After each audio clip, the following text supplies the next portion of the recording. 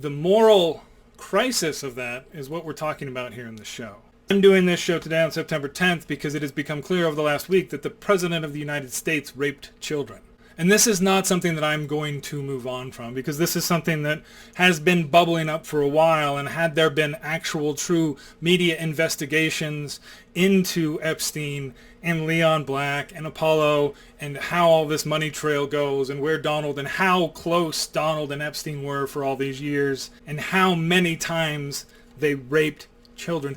It's really hard to talk about because, again, you set off filters and things around the world with the way that AI and stuff now analyzes media when you talk about this stuff, the way the corporate media has sanitized this to the fact that they won't even talk about it but have to euphemistically do when he drew a picture of that body in the situation. And we know what some of these other words are talking about. More of this is going to come out, by the way, over the next little bit. That's why things are going to get quite a bit worse from that sense, because the President of the United States is a rapist and a serial rapist.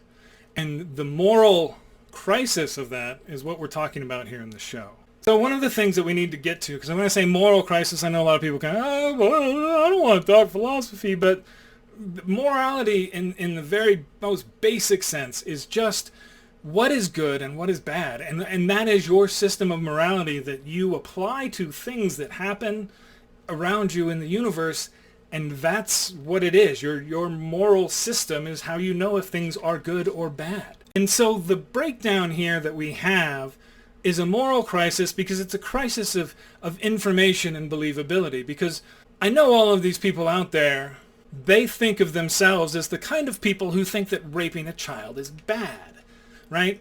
And so they can't allow themselves to believe that they are the kind of person that would support someone who does this as a joke, which is what Donald is. So there's a very strong ego sense of self-preservation about one's own moral purpose in situations like this, especially politically.